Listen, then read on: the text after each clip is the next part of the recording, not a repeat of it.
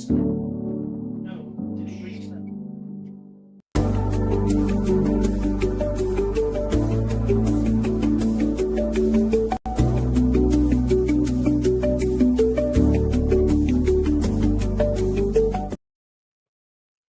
folks. How are you all? Welcome to the later Chatterhouse. I was sitting there chatting there the way to Lee, and I didn't realise that the countdown had started again, so I do apologise about that. Sitting having a natter, but that's what you do. Lee says hello to everybody, by the way. He's sitting here getting his wee picnic ready. Wee picnic. Okay, folks. Well, good evening, and welcome to a later night tonight. I usually am an idiot this time, ready for my bed. That's another story. He's turning the lights and everything off. Right, okay. Well, good evening, everybody, and welcome to the later chat zone tonight. Just not chat zone anymore, it's a Chatterhouse. There's that many names, I'm getting confused. I hope everybody is okay. Carrie saying hello to me in the background. Hope everybody's okay. I'm sorry, folks, for some reason when we're going live at the minute, there's no... You're getting a notification an hour before we go live, but for some reason you aren't getting it when we go live. I do not know why. I have switched all the notifications on, so I really don't know. So I do apologise. Right, folks. So as you know, we've started a wee bit later tonight, and there is a reason, because this is a really sensitive issue. I'm going to do the roll call in a minute. Now, just before I do the roll call, if there's anybody in the comments tonight, if there's anybody watching tonight who do not want to be known to be watching, I will only comment on those who have already commented. If you want to stay in the background, and if you just want to listen, that's fine. That's absolutely fine. So if I even see somebody jigging in or whatever, I will not comment on you, because I know you're listening in. Right. What I'm going to do is I'm going to do the roll call first, and then very quickly I'm going to tell you what's coming up next week as well, and then we'll get started, because we are all organised for next week as well, and next week's even a difficult one as well. So, and this will be next week will be the last serious one we'll do for a week, and then we'll lighten it up again. Right. So we'll do YouTube first before we actually go into Facebook here, and over on YouTube, we have our AJ Walker. He's in Benidorm at the minute. God love him. He's actually been decent enough to come in to do moderator on YouTube for me, and he's over in Benidorm. It's bloody well for him. I'm sitting here foundered there, shocking. Right, so let's go into the Chatterhouse and see who's in. So let's go back to the very beginning. Right, straight through the door was my local historian, our Carrie Ferguson. Good evening, everyone. Jackie McFarlane's in, as if one day she become a singer with a Spanish bum who sings for women of great virtue.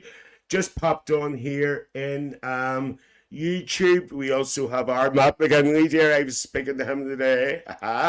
And also our Killian is in as well. So there you go. Right, who else is it? Our John McMaster's in, Auntie Illian's honorary nephew. She missed you last night, John, by the way. I know you were at the pictures. Who else is in? I would say. Jackie saying hi, Stuart and Lee. Catherine Playfair's in. Nice to see you, Catherine, love. Carrie says I got a... Oh, Carrie says she got a notification when I went live. It's your privilege, Carrie. And Catherine did as well. Well, maybe it's going to make a liar out of me. I don't know. I don't know. So let's see who else is in.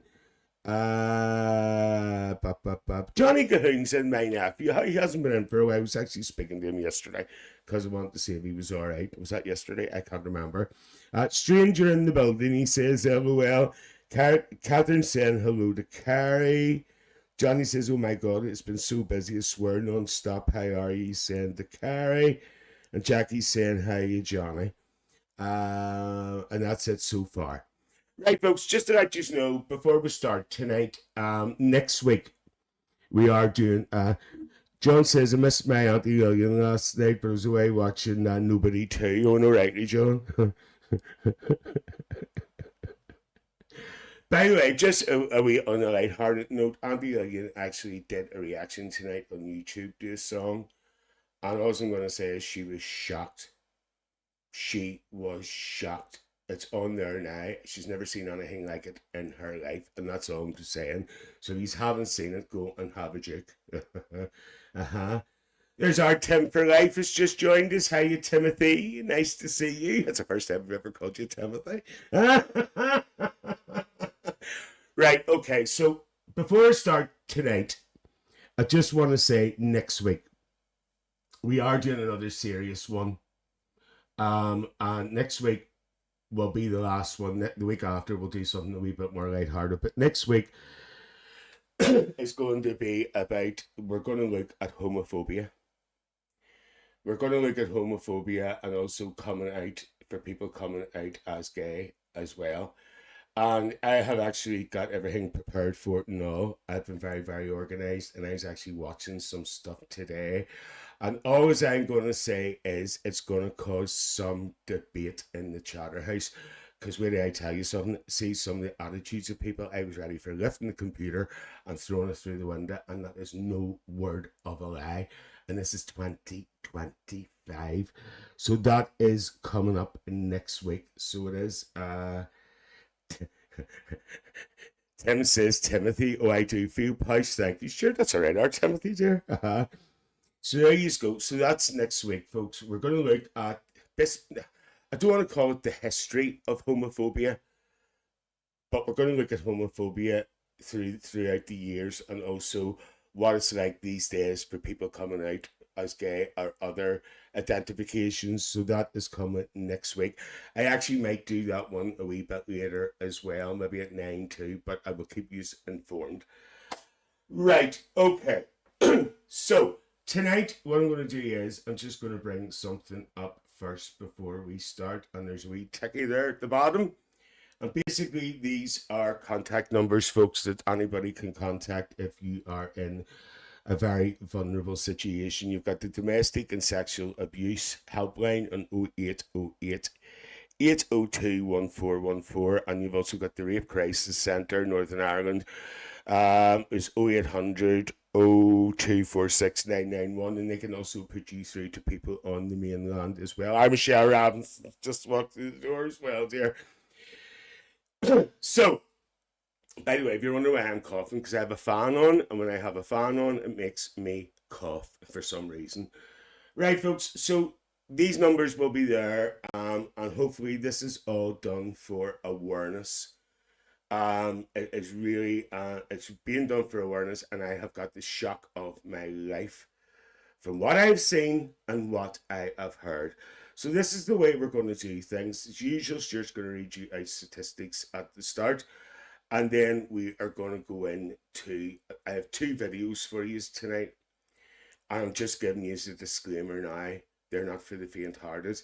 There's nothing, there's nothing, what's the word, really, really raw about the stories or whatever, but you'll see what I mean. So basically what I want to read you out of statistics, if I can find them. I had them in my hand a minute ago. Where'd my statistics go? I think I William and lifted them. Oh, there they are. Right, okay. Right, folks, so here we go. Remember, these are statistics, but these are also people we're talking about, okay? 20, now, even though this is about men who's being raped and male rape, I don't like calling it male rape, but that's what it is. I'm going to mention the women here as well in these statistics. So 27% of all adult women between 16 to 74 in England, Wales, Scotland, Northern Ireland have experienced sexual assault at least once. I have my earphones, Johnny. I'll be wearing them in a minute when the videos go on. Right? 5.7% of all adult men aged between 16 to 74 in the UK have experienced sexual assault at least once since the age of 16.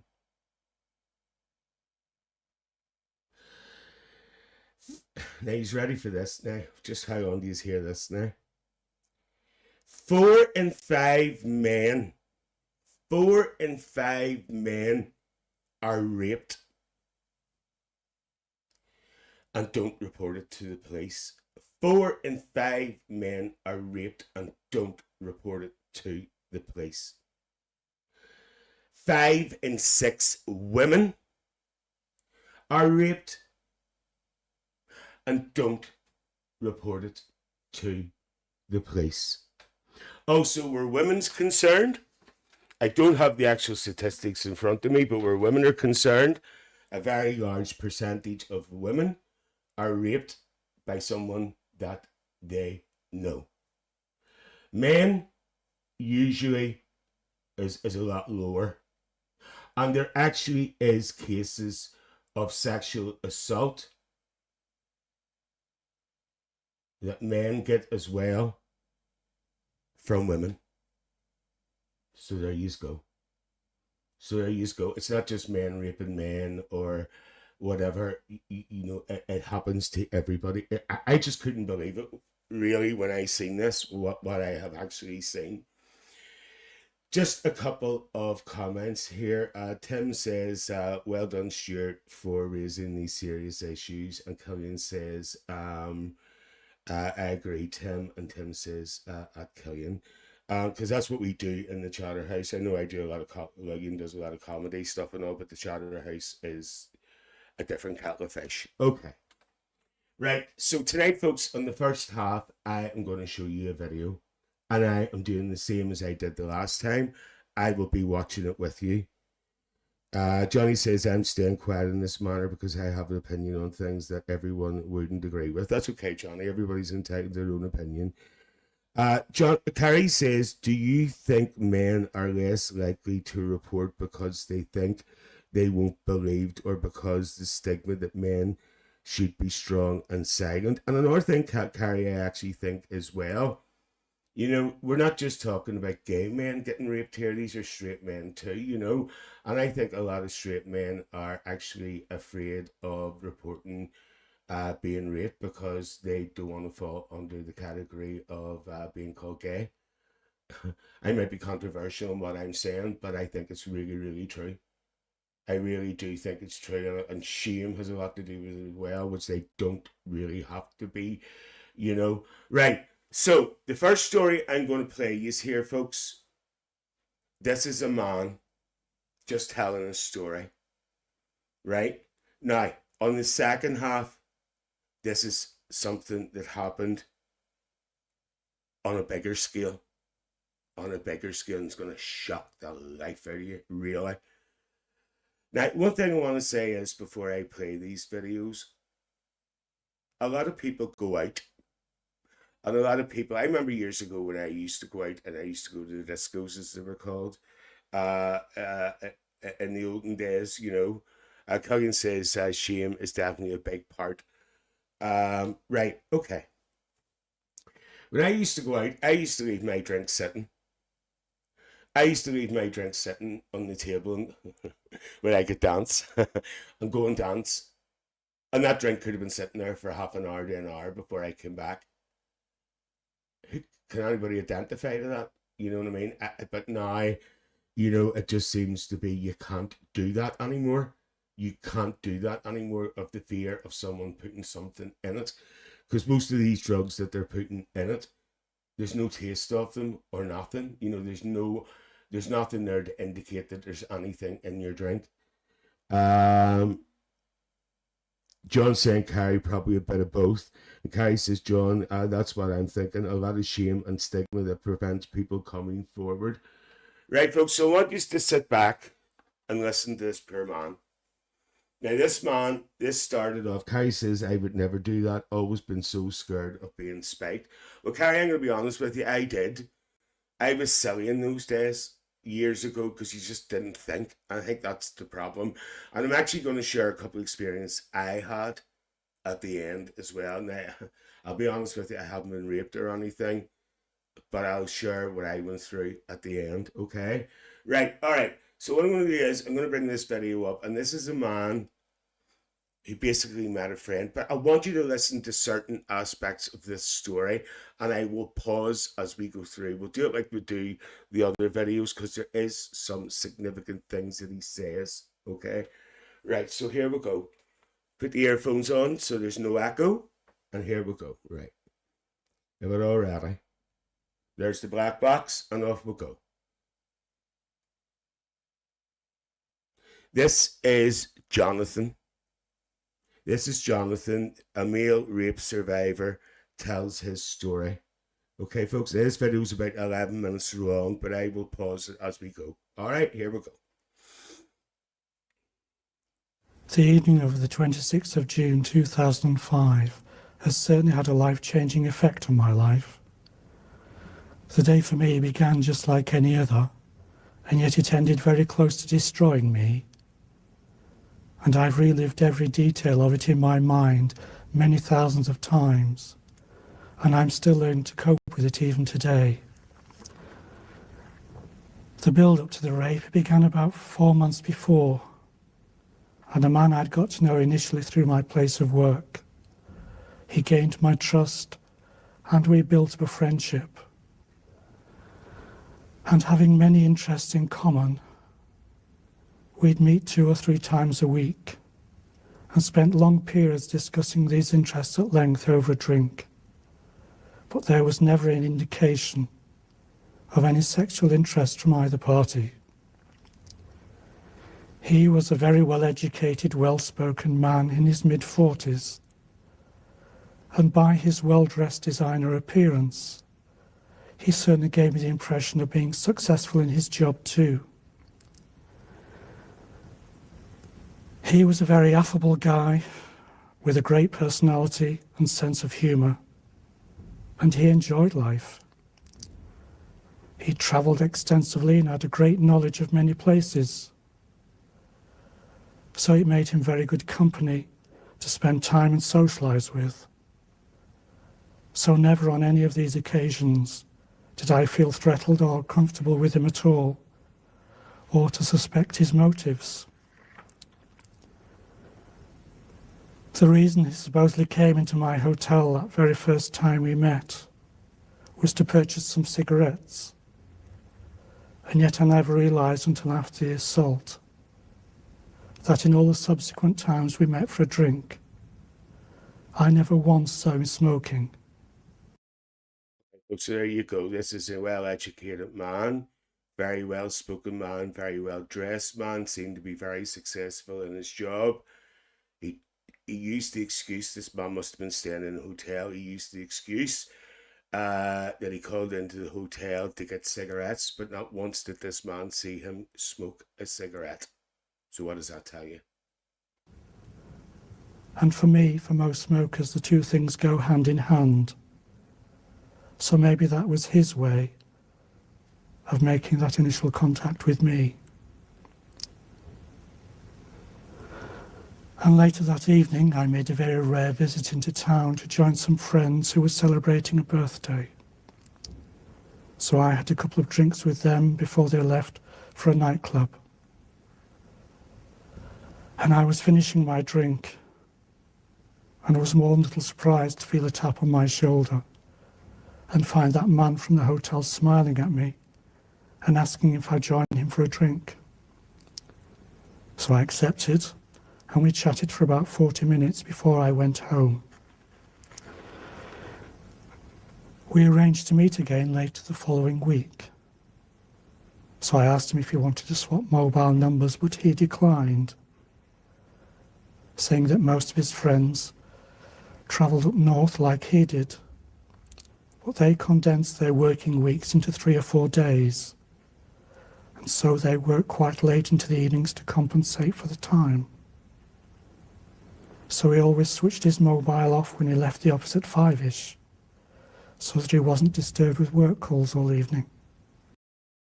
So there you are, folks. Maybe that's another warning sign. He wanted his mobile number. He wouldn't give it. He wouldn't give his mobile number and made an excuse. And this was something that I used to do in my previous job, so I could totally relate to that and didn't question it at all. With each of our meetings taking up to 2 hours or more, the conversation always flowed freely, although some of his answers to my questions were in hindsight a little evasive, but never wanting to appear rude or intrusive, I never pursued those points.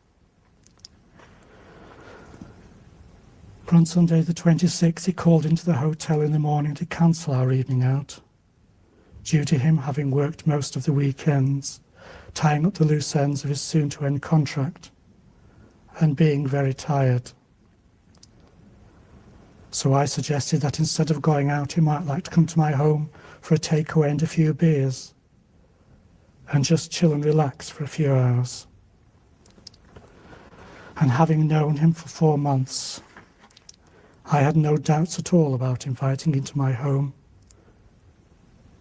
as I considered him to be a good friend after all that time, and I didn't give it a second thought. He found this to be a very acceptable idea, and little did I realise that my own hospitality was playing right into his hands. He duly arrived on time, parking his car around the corner out of my sight. Now, did you hear that, folks? He arrived on time and he parked his car round the corner out of sight. So I poured his beer and my Coke, and we settled down to watch a film. A short while later, I topped our drinks up, and I went to look for the takeaway menus. It took me a while to find them all, so I did my best to keep the conversation going from the kitchen before returning to the lounge and continuing with the film. And I very soon began to feel unwell. But I didn't say anything initially, so I didn't want to spoil a very pleasant evening. But the sickly feeling rapidly intensified, which alarmed me. So I had to say something. And I said to him that I might need to call a doctor or visit casualty. And he very calmly looked me straight in the eye, and he told me to relax and not to fight it. And panic immediately set in, as I realised he'd drugged my drink whilst I was in the kitchen, and I foolishly and naively thought he was going to rob me, as I'd left my wallet and a very expensive wristwatch on top of the fridge.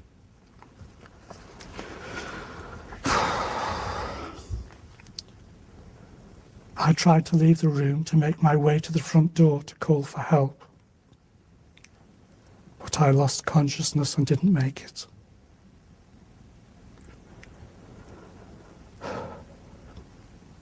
I couldn't tell you how long I was unconscious, but the sickly feeling and the total confusion as I slowly came to were unbelievable. The acute headache and the total panic of not knowing if he was still in my home just added to my turmoil. Okay, folks, so he obviously he was drugged. He woke up. Before this, he thought the man was going to rob him. I find it very hard to hold back. And then the next thing was he woke up, and the first thing he thought was, is this man still in my house? What am I going to do, you know? The one thing I was totally sure of was I'd been raped. Because the pain of that, I can assure you, was excruciating. I sat for many hours in a stunned, semi-naked state, exactly where he'd left me, totally unable to fully comprehend what had really happened, and time just seemed to stand still. I just couldn't take in how someone I'd got to know so well and considered a good friend and had spent so much time with could even contemplate carrying out such a vile act, never mind actually going through with it.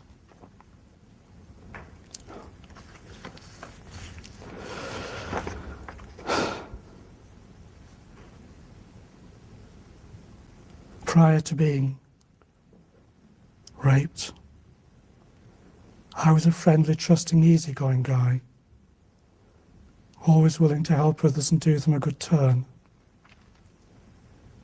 I was an open book, and if asked a question, no matter how personal and probing, I'd always answer, as I worked on the principle that if you can't cope with my answer, then don't ask the question. But my whole persona was to change rapidly after the 26th, as I now carried an enormous secret, and the stigma of rape weighs incredibly heavily on your shoulders. I felt for a long time that I was the only man in the world to be raped, even though the rational part of my brain told me I wasn't. And the shame I felt was an incredibly heavy burden to carry. As being a male, I felt everybody would have expected me to have fought him off and defended myself, even though he drugged me and I lost consciousness. I still find it difficult 5 years on to cope with what he's done, and I still blame myself for putting myself at risk and being so trusting. But hindsight is a wonderful thing, and rape carries such a huge amount of guilt, shame and self-blame.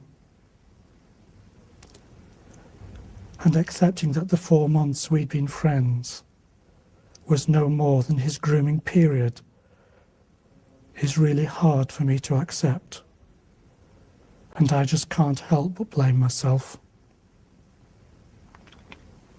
You know, I've never considered my lifestyle to be putting myself at a high risk, as I very rarely drink to excess. I don't do drugs, and at my age I have long since given up clubbing till 5 or 6 in the morning. But I was wrong to be so trusting, and it's happened now and I have to live with it.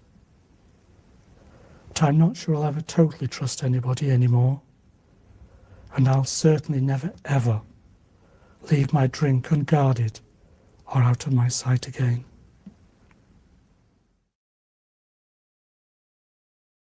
There you go, folks. That was Jonathan. So there you go.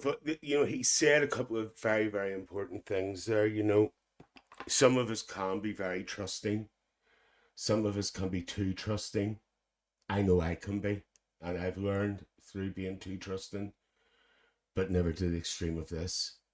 This wasn't a random meet. This wasn't a random flyby person who just met this man. This man was targeted because, number one, he used the excuse to buy cigarettes.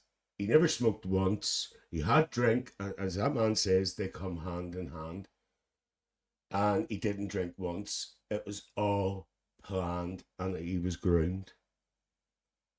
Absolutely shocking, folks. Absolutely shocking. You know, and by the way, that video came from the police station, the police service of Suffolk. So he did go to the police in the end because it was done through a police video for awareness. Carrie says, you can hear the pain in that poor man's voice. That must have been so terrifying to wake up and become aware of what had happened. And Killian says, completely awful. Totally shocking, folks. He's all still there, by the way. I know yous are all probably shocked about what yous have heard. If somebody could just say hello there, just to confirm the comments are still working. It's just absolutely shocking, folks. You know, that man. John McMaster says, do you know if his attacker was ever caught? I don't know, John. I really, really don't. Carrie says, still here, just horrified. I don't know, John. I will have a wee look, and if I find out, I will give you an update. But as I say, this wasn't a chance meeting. This man had this planned, and as that man actually identified himself afterwards, he was groomed. He was groomed. It's just unbelievable. By the way, this happened 5 years ago.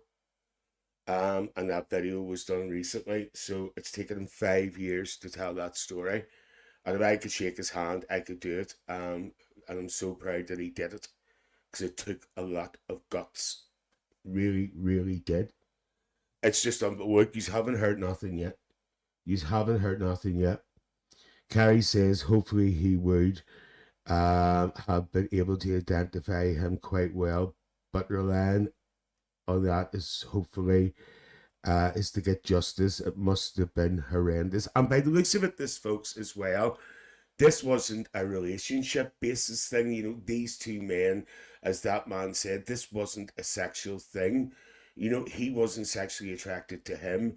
It didn't seem to be like it was going to be like a gay meetup or anything like that. There were just two men having a drink, watching a film, and being friends. There was no, you know, there was no indication that there was anything else. Matt McGillney says it's absolutely awful. So there was no inclination that this was like, I met somebody in a bar as a gay pickup or anything. I don't mean to put it like that. I'm just using that as an example. These were just for this was a friendship. This was a friendship, nothing else, you know.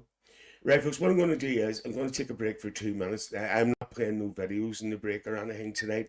I'm just going to go away for 2 minutes and back again. And when I come back, we're going from one extreme to another. We're going from one extreme to another, and I'll tell you about it when I come back. So I'll see you just in about 2 minutes, and I'll be back. So I'll see you in a wee minute. Hopefully. Just absolutely shocked. Really, really am shocked. I'll see you all in a wee minute, folks. If I can find the thing. Oh, there's there. Right. See you in a minute.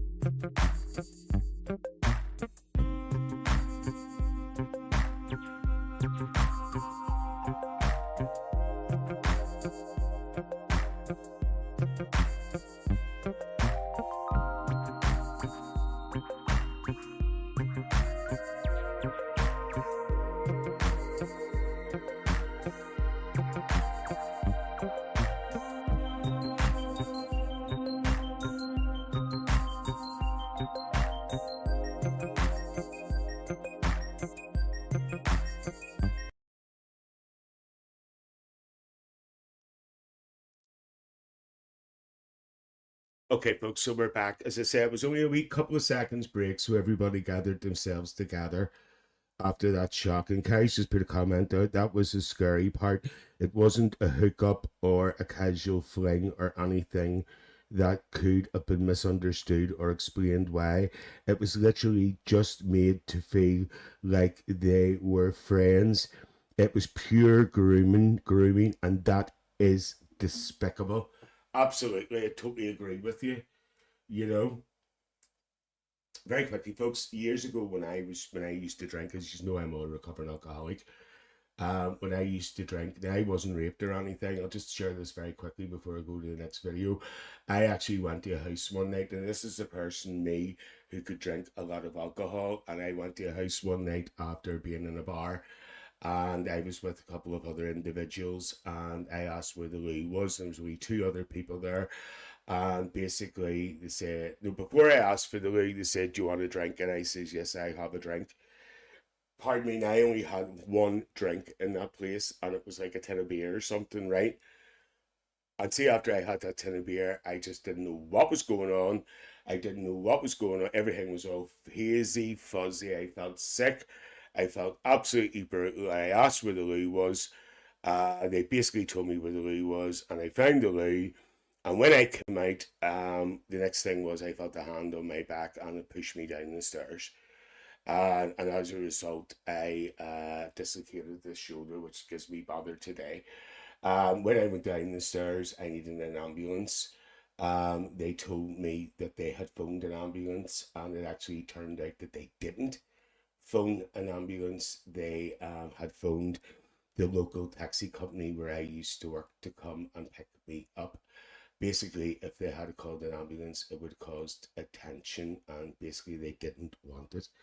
So that's one of my experiences. You just have to be so, so careful. That was a long time ago too, but I will never forget it.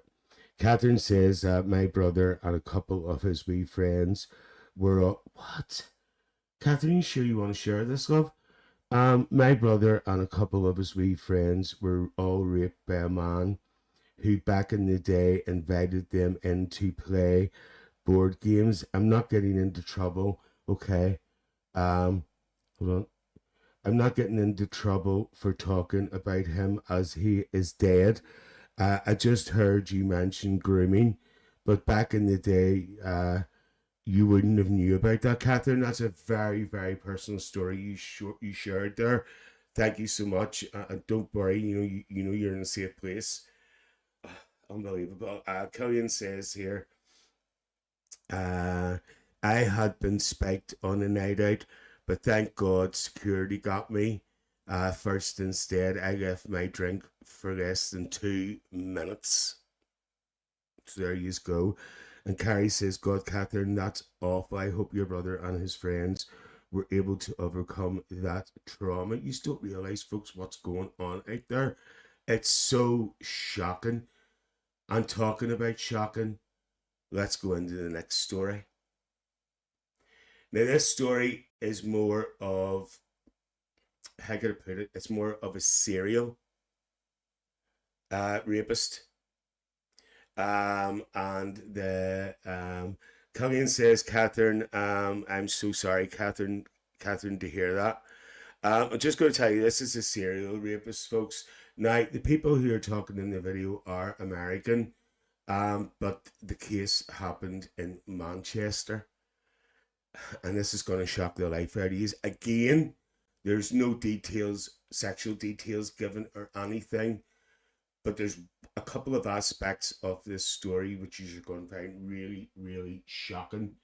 And I'll pause it when we get to them and we can talk about them, okay? So here we go. Here's the story of Manchester and the serial rapist. So here we hear this now. Desperate. Right, here we go. Where do we see? Before I go, John says, a friend of mine, when he was 14, was assaulted in Newcastle. We reported it and weeks later attended an ID parade at the police station. I went as a witness. When the other guys in the lineup heard which number we picked out, they put 2 and 2 together because of our ages, and they started giving the guy a hammer. There you go. Lovely.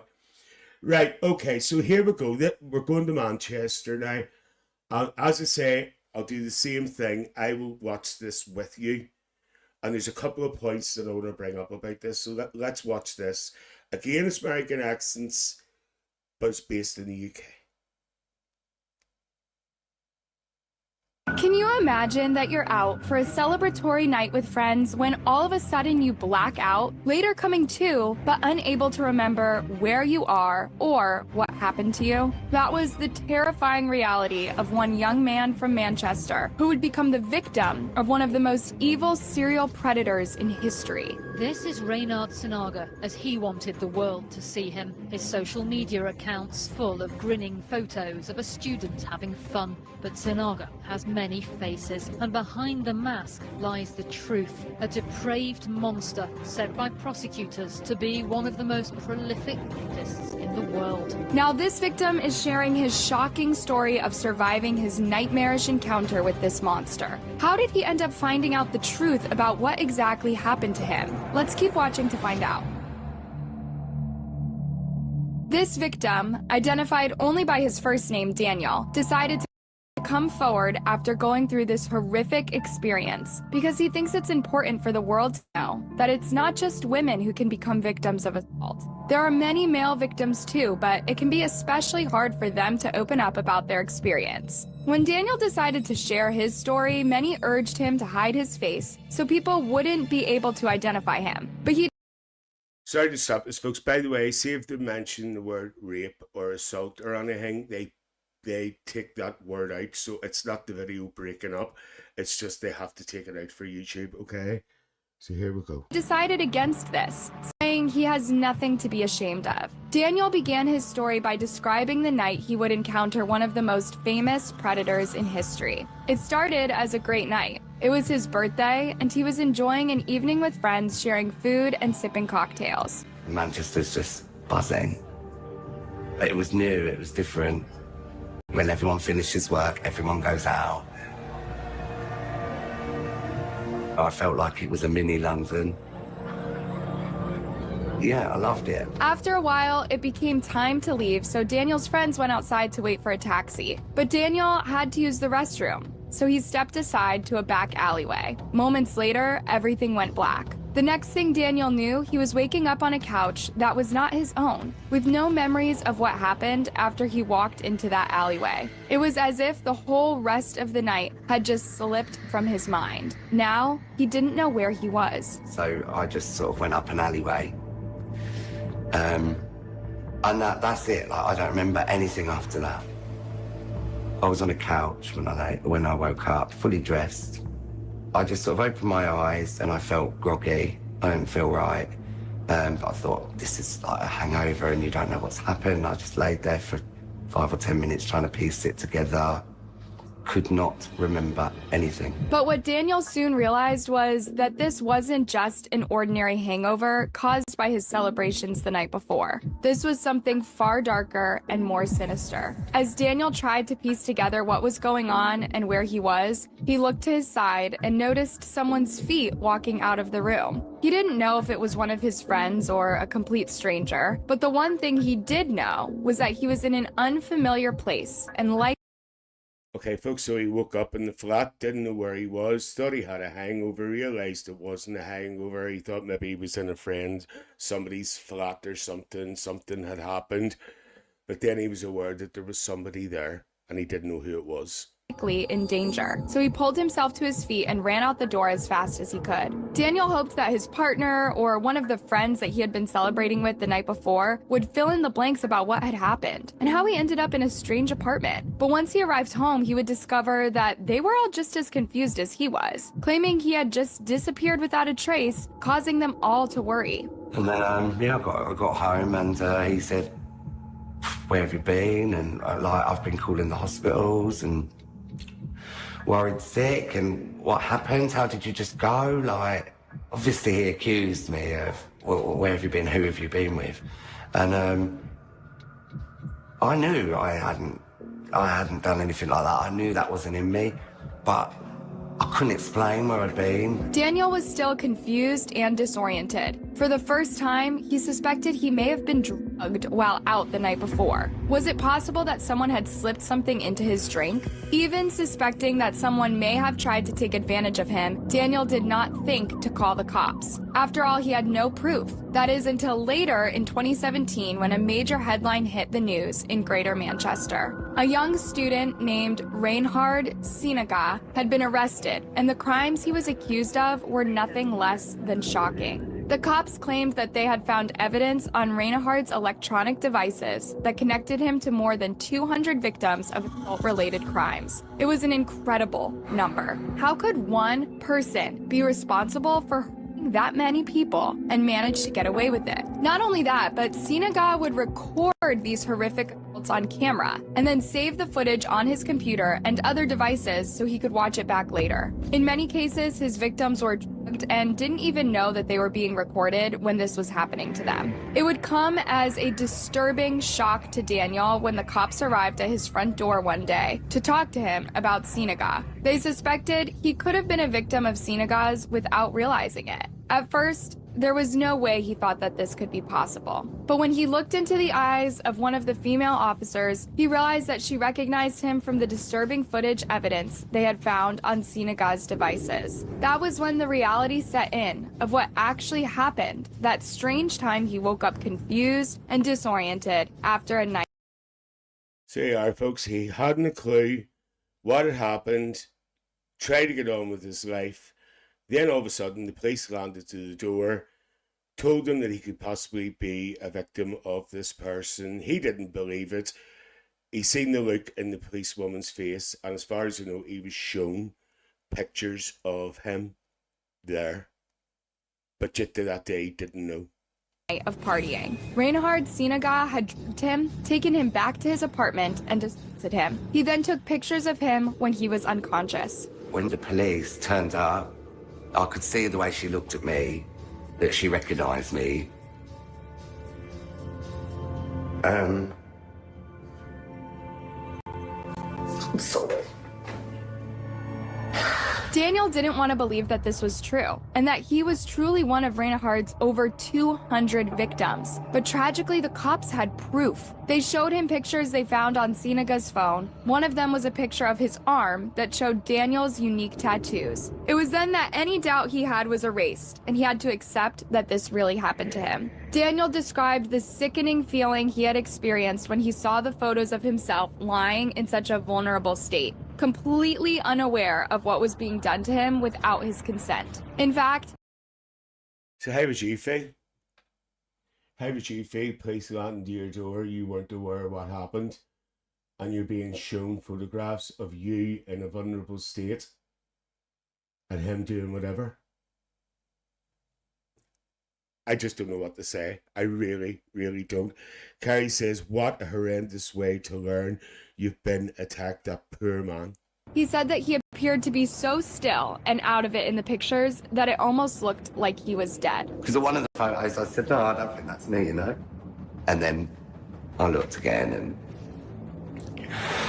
and it's just horrible to see yourself that vulnerable on photos that someone else has taken, and you know, and you can see, like, I'm comatose. Like, it's horrible to see. Daniel said that he had experienced a small bit of relief when the cops explained what had been done to him and that they knew who was responsible. He no longer had to lay awake at night wondering how he had ended up on that couch in that strange apartment. The mystery was over. But at the same time, he knew he would never be the same again, knowing that he had been victimized this way and there was nothing he could do to change it.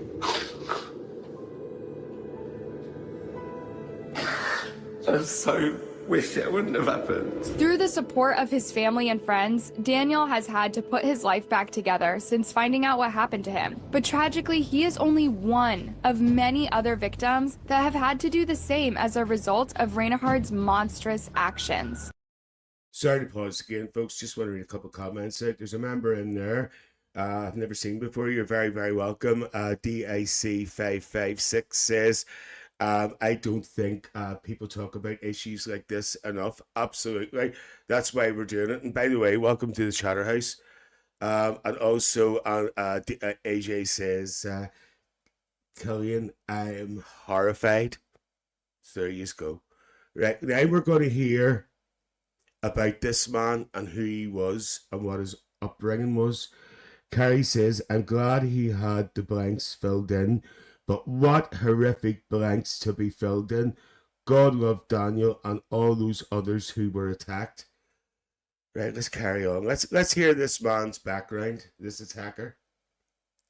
So who exactly is Reinhard Sinaga, and how did he become one of the most notorious predators in history? How did he get away with so many crimes, and would he ever end up facing justice for what he did to Daniel and those other many victims? The story begins on February 19, 1983, when Reinhard Singha was born into an incredibly wealthy family in Indonesia. His father was a successful real estate entrepreneur and banker who had even his own palm oil plantation. Reinhard grew up in a lavish mansion and had everything he could want, including servants who were constantly around to carry out his every wish. But despite his wealth, Reinhard was a social outcast with few friends. He was very quiet and mostly kept to himself, spending a lot of his time reading or playing music. Still, there were no definite signs from his childhood that would suggest to anyone who knew him what kind of monster he would one day become. Reinhard attended private school where he performed well academically, but his strange mannerisms led to teasing from classmates. It wasn't until after high school during his college years that Reinhard began to change and slowly develop into the cunning but charming predator that would win over countless victims. He became more popular and he made many friends. His personality seemed to evolve and he developed a new sense of confidence. Reinhard ended up moving to the UK in 2007 to pursue further studies at the University of Manchester. He earned 2 master's degrees, one in urban planning and another in sociology. It was then that he settled into the nightlife scene of Manchester that would later serve as the setting of many of his horrific crimes. It was here, in the bustling nightclubs of the city, that Reinhard began to wrestle with his sexual preferences. Although he had always suspected that he was attracted to men, living in conservative Indonesia had forced him to suppress these feelings. But in Manchester, Reinhard finally felt free to explore his true identity. He became more outgoing, making friends with people who shared similar interests, and he involved himself in the social scene. Reinhard's life seemed ideal on the surface. He was a great student, receiving generous financial support from his parents, and he lived completely carefree. He frequently went out clubbing, and while his parents funded his lifestyle, he was content in the role of just being a student and not having to work a real job. But behind So there you are, folks. There's it again. He was funded by his parents. His parents were very well off, very well educated, went to private school, has all degrees and absolutely everything. Didn't have to work. Mummy and daddy funded everything that he did, and he lived quite comfortably. Didn't even have to work. this facade, something much darker was brewing within him. By 2011, Reinhard had moved into a small apartment in Manchester's Gay Village, a district known for its vibrant LGBTQ+ community. However, by this time, his personality had begun to change. People started to notice that he was super narcissistic and self-absorbed. He seemed consumed by his own image. He withdrew from his old friends and made new ones through nightclubs. His relationships were often brief, intense, and very rocky. Sometimes he would make strange jokes to his friends about what he would do to get a potential lover to fall for him. Little did they know at the time that he was actually being completely serious. Sanaga would text his friends boasting of sexual conquests. They thought he was joking when he quoted song lyrics about using a secret potion of which one drop should be enough. Reinhard was known to be very possessive while he was in a relationship with someone, and if he thought that they were thinking about leaving him, he would threaten to hurt himself to get them to stay. He became more isolated, spending much of his time on dating apps and social media, doing his best to present himself as some kind of celebrity. Reinhard's behavior became more erratic, and by 2014, his truly dark and disturbing nature began to emerge. One night after befriending a young man at a club, he slipped a sedative into the man's drink, lured him to his apartment, and brutally took advantage of him while the man was unconscious. When the young man woke up the next day, he had no memory of how he ended up in Reinhard's apartment. It was very similar to the horrific story of what had happened to Daniel. When the young man woke up, he, like Daniel, had no idea that he had been taken advantage of the night before. He just thought that he had too much to drink, and some thoughtful person had let him spend the night while sleeping it off. He was very grateful and could have never imagined that he had just become one of the very first known victims of Reinhard. Over the next 2 years, Reinhard continued his attacks. He targeted young, intoxicated men, often in their early 20s, who were out partying in Manchester. He would spot them outside clubs and approach them in a very friendly and welcoming way. He would often offer them a place to rest or a drink. These men never imagined that by accepting his seemingly kind offer, they would be walking into a trap that would change their lives forever. Night after night, Sinaga would leave his Manchester flat to go and find victims. He took advantage of living in the city centre amongst the nightclubs and bars, and he made the streets outside them his hunting ground. Once they were both inside his apartment, Reinhard would drug them with a substance that would cause them to fall unconscious. They were defenseless and unable to understand anything that was happening to them. It was then that Reinhard would be able to assault them and have his way with them without ever being detected. Reinhard's victims were often too intoxicated or disoriented to realize what had happened to them, even when the sedation wore off. Many woke up in his apartment feeling confused and embarrassed, but they couldn't remember the details of the assault. Some even apologized for their behavior, unaware that they were the ones who had been victimized by him. Sinaga would often wait for drunk men to come stumbling out of this nightclub and then entice them around the corner to his flat, which is just next door. He'd offer them somewhere to have a drink or phone a taxi. And on one occasion, it took him just 60 seconds to pick up a victim. Reinhard, like the truly sick monster he was, kept extremely careful records of his crimes. He filmed the assaults, sometimes leaving the victims unconscious for hours so that he could continue to violate them. He also kept trophies from his victims. These often included things like IDs, credit cards, and clothing. These trophies served as reminders of his power and control. The videos he recorded were horrifyingly long, with one lasting an entire 8 hours as he continued to assault his victim without hesitation. Clearly, Reinhard was such an arrogant and overconfident person that he truly didn't think he would ever get caught. He was brazen in his attacks. What kind of criminal keeps such careful records of his crimes? He was keeping all of the evidence carefully tucked away so that law enforcement could one day use it against him. But he wasn't the least bit worried about this because he fully believed nobody would ever catch on to what he was doing. Despite the extreme nature of his crimes, Reinhard's appearance and demeanor allowed him to blend in. He was very young looking with perfect manners and a charming personality. This made him appear harmless to his victims. He knew how to gain their trust, and once they were in his apartment, they were at his mercy. Over time, Reinhard's attacks escalated, and he became bolder in his actions. But he also became more sloppy with his crimes due to his overconfidence. It was only a matter of time until he slipped up so badly that not even he could talk himself out of it. Nearly 200 mostly heterosexual men made this journey, disappearing inside Sinaga's apartment block. Then they'd be offered drinks spiked with a like GHB, and that was the last they'd remember. By 2017, one of his victims, an 18-year-old young rugby player named Peter, fought back.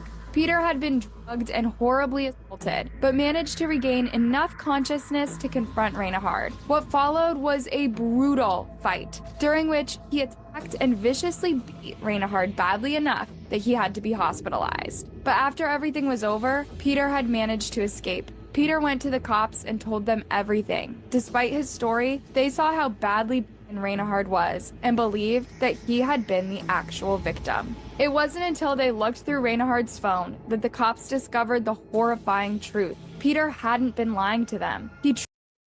So basically, folks, this is actually coming to the end. When this man went to the police and he escaped, they actually thought that he had assaulted your man Reinhard, because your man Reinhard was in such a bad way after your man hitting him because he was assaulting him. And they thought it was him, that he had beaten him, until they seen his phone. It's just unbelievable. I just want to say something else. I'm sure there's people turn around and saying, I'm sure when you wake up and you know maybe somebody has done something or whatever, you would be aware.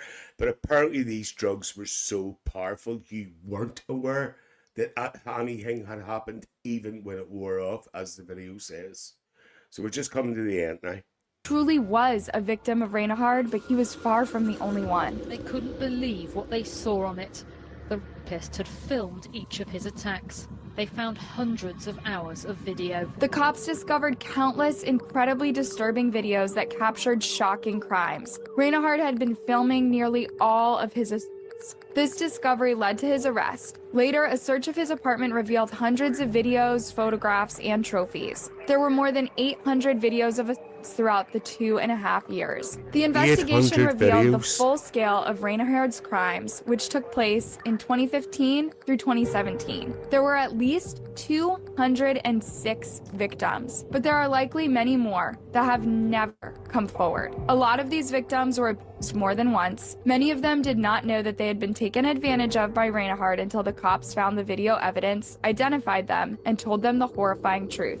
As far as the judicial process, probably anywhere in the world is concerned, he's probably the most prolific rapist that's come through the courts. In the world. I would say in the world, certainly in the British courts. Reinhardt ended up pleading not guilty to every charge against him. This was one of the cruelest things he could have done, because now his victims would have to endure the videos of themselves being abused, being shown to a jury in a courtroom. It would take 4 different... Sorry to pause this again, folks. I just want to reiterate what that woman said there. Because he pleaded not guilty, if he had pleaded guilty, that would have been it. But because he pleaded not guilty, everybody had to go to court and sit and watch those videos being shown to the court. Now, could you imagine you being a victim, having that played in front of you and all of those people? Different trials to come to a complete verdict. During the trial, the church that Reinhardt supposedly once attended, a liberal congregation of the Church of England, provided a character reference for him. But this wouldn't be enough to convince anyone of his innocence. It is almost beyond belief that someone who could profess some Christian faith could at the same time have been committing such wicked and evil crimes, said the judge presiding over one of his trials. At the end of the 4th trial, Reinhardt would finally be convicted on more than 150 counts of horrific assault and abuse. Tragically, the cops were never able to track down many of his believed victims. We believe there's over 190 victims that have been involved with Sinaga, with Reinhard Sinaga, and 70 of them are still to be identified approximately. Reinhardt was given 88 concurrent life sentences for his crimes and must serve 40 years behind bars before he is eligible for parole. Nevertheless, just about everyone would agree that this is someone who doesn't deserve to see freedom ever again for as long as he lives. Reinhard Sinaga has shown no remorse. The judge remarked that he seemed to be enjoying being sentenced in court. How many more possible victims of Reinhard Sinaga could there be throughout Manchester and beyond? Will the full truth of this monster's crimes ever come out? Only time will tell. Thanks for watching, and don't forget to like, subscribe. These are, folks. And I just want to read a couple of comments here. Carrie says he pleaded not guilty as one last act of control over his victim. Absolutely believe that's why he did it. And AJ says the same thing. That was him trying to regain what was left of his power over the people. He wanted to use mental trauma also. Carrie also says here, you hear this so much in cases like this. Where is that? Those who carry out these attacks do it for the control of others. They are narcissists, and it's about their own gratification and feeling of control on vulnerable people. Heather says, sorry, I was just having a peep on the funeral times to see my brother's attacker was dead. I'm not sure. Saw one, but I don't think it's him. Don't worry about it, Catherine. We'll not say anything. Don't worry. Well, there you are, folks. That is absolutely shocking. Now, obviously, that case is very extreme. Also, there was another comment there. Matt says, I remember seeing this on the news. It was horrifying. Once again, just to reiterate, folks, I'm sure there is people saying again, you know, if something had been done to you, obviously you would be aware the next day that someone had did something to you. But again, because of the strength and because of the potency of these drugs, you didn't, you know. With the first man in the first story, yes, he knew because he talked about excruciating pain and whatever.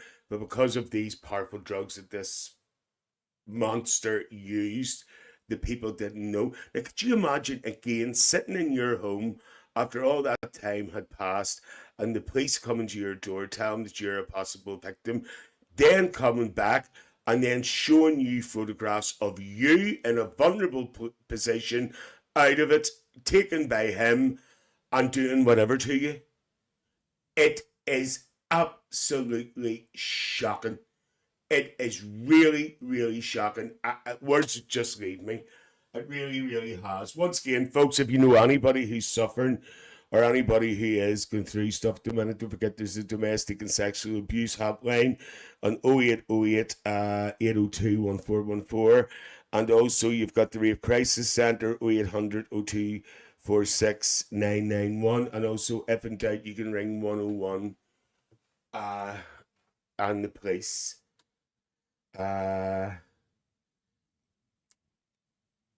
Killian, what's this? Who says on AJ's phone? Good night, all. Good night, Killian. Enjoy the rest of your holidays. And it's just unbelievable. It's unbelievable. I know maybe that second one there was but I really wanted to highlight that because I want to get the message across. And that poor man in the first part as well. As Carrie said there back, you could hear the hurt in his voice and see the hurt in his eyes. That's ruined that man's life. It's ruined. I'm just thinking those 200 people that other monster has done to them as well. Hopefully they can rebuild some sort of life out of that. Well, folks, thanks very much for coming in tonight. I'm not going to say I hope you enjoyed it. I thought you found it, and hope you found it interesting. We're doing this for awareness. Again, next week, we are doing homophobia. And I'm just going to tell you a wee bit more about this. These videos that I'm going to show you next week and discuss with you, we're actually going to look at videos back from the 70s right up to see the attitudes about gay people in the 70s. We're also going to look at a video of... this is married people. I mean, men and women, and the wives know that their husbands are gay and they have to live with this. They're living with it. And as I say, when I seen these videos and some of these videos, I was going to throw the computer out the window. I really, really was. And also, as well, I want you to see how even today some gay... I don't want to use... In these old videos, they use the word homosexual because that's what they use in those days. But I just want you to see what gay people are still going through right up to this day.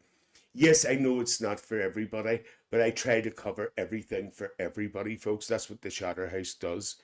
Well, look, folks, once again, I'm going to give those numbers out. The domestic and sexual abuse helpline is 0808 802 1414. The rape crisis number is 0800 02 46991. These will be flashing across, so if you need to come back to the video and replay it to get the numbers, they're there. Also, if in doubt, ring 101, which is the number of the police. Carrie says it was very sad, but very important to be talked about. Absolutely. And John McMaster says, thank you so much, Stuart, for doing this tonight. And AJ says, good night and thank you. I will be going out for drinks now. The next one sounds interesting also. And Catherine says, thank you, Stuart. I just didn't know, to be quite honest with you folks, how it would go down tonight. But it's an aspect of life. And it's not just going to be about this. There's going to be other things that I have planned to bring up as well. As I say, I know this is about gay male rape. Next week's about homophobia. But there's more to come for everybody. All aspects of life, because that's what we do in the Chatterhouse, because the Chatterhouse is like the Natterhouse used to be. We're going back to our roots and we're dealing with social aspects of life and things in life as well. Well, right, folks, thank you very much for coming in tonight, and I will see you all very, very soon.